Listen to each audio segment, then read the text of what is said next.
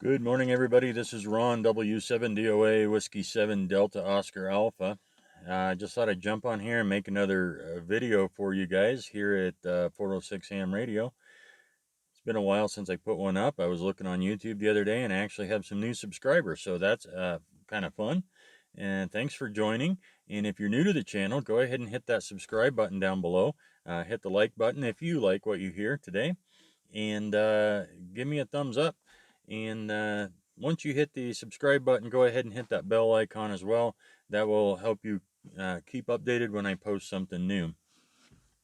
What I wanted to talk to you today about is DMR radio and how DMR radio actually works.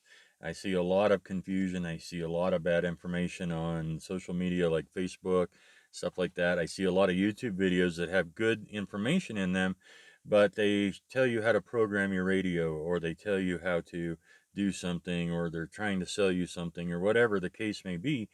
I don't think I've ever actually seen a video where somebody sits down and walks you through the process of what's happening. And then you hear a lot of bad uh, analogies. People go, well, DMR is like chat rooms, or it's like this, or it's like that. And it's not really. Um, for the purpose of this conversation, I'm going to use the word repeater and hotspots pretty much interchangeably, because for the purpose of this discussion, they operate the same way. And so they are very different pieces of equipment, don't get me wrong, but for what we're going to talk about today, they operate very, very similarly. So think about your local repeater as just broadcasting digital information.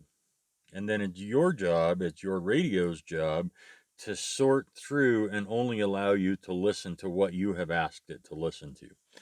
So there might be talk groups on your local repeater that are being transmitted that you don't want to listen to, and so you program your radio around that. So let's walk through that whole process so that you kind of understand. We're going to start with a fictitious guy by the name of Frank. Frank has a DMR radio and he has programmed it up, and he is going to we're talking about the Brandmeister network here.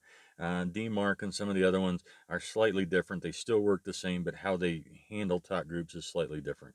So for this discussion, we're going to talk about the Brandmeister network.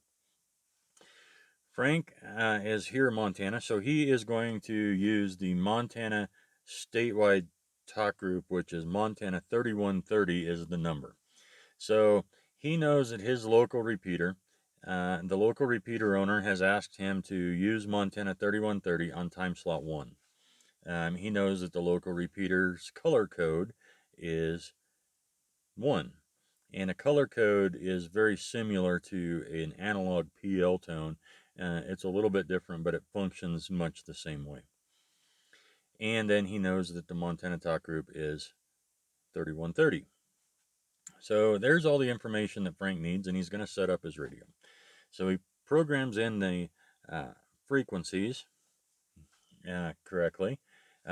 He puts in the color code, and he creates a talk group and assigns that to a channel, and then he assigns that channel to time slot 1. So when he keys the radio to talk, his radio is sending out digital information that is contains these marker tags, if you will, of the color code and the talk group and the time slot and all that stuff. And so when he keys his radio, it connects with the repeater and it moves it into the time slot 1. He's keyed the radio and he started talking. His voice goes into the microphone and it is then converted into digital information. And I'm not an expert on that, but basically what it does is 8,000 times a second, your radio says, at this exact moment in time, what am I hearing? And then it says, it says volume, tone, pitch, all that. At this exact moment in time, what am I hearing? And it assigns it a digital value. And then 1/8,000th of a second later, it does it again and again. So 8,000 times a second, your radio is going, what am I hearing at this exact moment in time? And then it assigns it a digital value.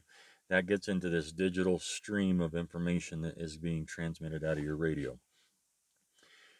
there's a lot of extra room in there, so we can actually take that and buffer 60 milliseconds of voice information into a 30 millisecond burst. And that's time slot 1, and then the next 30 milliseconds is time slot 2, 1, 2, 1, 2, and so on and so forth. So you're actually buffering 60 milliseconds of voice into 30 millisecond burst of transmission.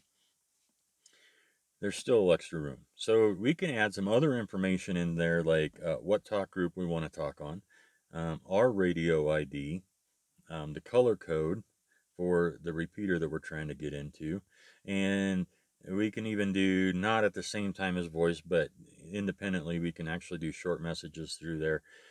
We can do some digital, like data positioning. You have a GPS hooked up to your radio and whatnot. So there's a whole bunch of information that can get sent down that pipe. So it gets transmitted all out of your radio, and it's heading off to the repeater, and it makes it to the repeater, and the repeater goes, oh, I see, Frank is wanting to use Montana 3130 as a talk group, and the color code is correct, and so I'm going to send that onto the Brandmeister servers. The Brandmeister server says, oh, Frank is coming in from this particular repeater. It came in on time slot 1, although that's not terribly important to the Brandmeister network at that point. And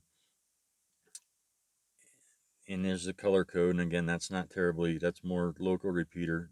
Brandmeister keeps track of it, but it's not important at that level. It says, oh, I see that it's Frank, and he wants to talk on Montana 3130. And at that point, the Brandmeister network says, I'm going to look at my database, and I'm going to see all of the other repeaters or hotspots in the world that have requested to hear Montana 3130. And it says, oh, in the state of Montana, there's about 30. There's some hotspots out in Washington, and some hotspots out in Oregon, and some down in Nevada and California, and there's hotspots all over the world. But these are the hotspots and repeaters that have requested that. This repeater's requested it on time slot 1, this one's requested it on time slot 2, and so on and so forth. The Brandmeister server instantly sorts all that out and sends that information back out to the repeaters. The repeater says, oh, I'm receiving information from Brandmeister, and now this is another repeater somewhere else in the world, and it says, I'm receiving information from Brandmeister that Frank is talking on Montana 3130, and for my particular repeater, I'm going to put that on time slot 2, whatever. And that repeater transmits it out. Now, Bill, who Frank is trying to contact, Bill is sitting there with his radio, and his radio starts to hear radio traffic on the frequency from his local repeater. And his radio immediately goes into a series of checks, and all of the checks have to match. Number 1 check is frequency. Obviously, that is hooked up correctly, or otherwise Bill's radio wouldn't be hearing anything. And then the repeater, or Bill's radio, goes, yep, that's the correct color code, check. It's time slot 2, check, that's where I'm supposed to be. And it is, in fact, a talk group that I'm supposed to be listening to, check. So it's similar to analog radio in a few of the filters, but it just is more in depth. It filters out more stuff. So once the frequency, the color code, the time slot, and the talk group, all of those check marks have been met, Bill's radio says, I'm going to decode this digital information and send it to the speaker. And what Bill hears is Frank saying, hey, Bill, are you around? I want to chat with you. So Bill gets on his radio, keys the radio back, and all of that happens back in the reverse direction. And Frank hears it, and Bill says, yep, I'm around. So that's a static talk group where those repeaters will always transmit that talk group. Always, always, always. Well, Bill and Frank both know that in that particular scenario, it's just the two of them talking, but around the state of Montana, there's in the neighborhood of 30 repeaters that are all being lit up at the same time. So Frank says, "Hey Bill, I wanted to talk to you about this event that's coming up this weekend, and so I was wondering, can you jump over to Montana Chat, which is Montana 31300, and we'll visit about that over there, because we know that that's a dynamic talk group most everywhere, and so they both change the channels on their radios, and all of that stuff happens with a little bit of an exception. When they both key their radio for the first time, that local repeater says, yep, I'll send that on to Brandmeister. And Brandmeister says, well, wait a second, that repeater doesn't normally transmit that. So I'm going to activate that talk group for a period of 15 minutes from the last time I heard something transmitted on it.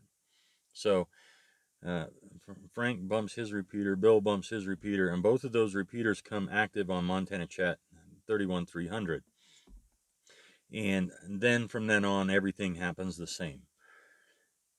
And the only two repeaters that are being affected by that are the repeater local to Frank and the repeater local to Bill. Or if they're even better, if they're just using hotspots, then those two are just talking and nobody else is being bothered. Unless Fred heard those two on Montana statewide and followed them over to Montana Chat, and he bumped his radio. Now it becomes a three-way conversation between the three of them. And Fred says, hey, I have a bit to say about this event this weekend. And he says his bit, and then he goes, I'm going to go back to mowing the lawn. Well, 15 minutes after his last transmission, his local repeater goes silent again, and then it's just the two of Bill and Frank. So that's kind of how DMR works, and there's some ways around those filters. We'll do another video here before too long that is more into scanning and how you can hear multiple talk groups, and that gets a little bit more complicated because it it can get a little confusing if you're not understanding that very well. So really what your radio is doing is going down through a series of checklists. I'm on the right frequency, yep, obviously, or I'm not hearing anything. My color code and the color code on the local repeater match, check. I'm on the right time slot, check. And it's a talk group that I'm supposed to be listening to. Now, at the same time, your repeater could be transmitting two simultaneous conversations. Let's say they're doing one on Montana statewide, and then there's somebody else talking on MPRG or MacPass repeater group 1. So you can actually have the two conversations going on at the same time on time slot 1 and time slot 2. And that's how those advanced filters basically is what DMR radio is. It's digital information, and so we can add extra markers and filter tags so that our radios can filter it more effectively and only hear the stuff that we want to hear. And it defeats the purpose when it turns into, my personal opinion is, like the worldwide group or even the North America group. Essentially, you have now a worldwide network of repeaters, and if that's the case, we might as well only have one channel. And it gets very crowded and congested. And if you just want uh, the uniqueness of being able to talk to Europe or Germany or South America or wherever, um, that's really neat for a minute or two. But to actually carry on a meaningful conversation, some of those get really crammed. Anyway, in another video, we'll talk about scanning and how we can listen to multiple talk groups at one time, and we'll cover that in another video. So anyway, that's about all I had for today. My name is Ron, W7DOA, Whiskey 7 Delta Oscar Alpha with 406 Ham Radio. And until I get the next video out, stay safe out there and 7-3.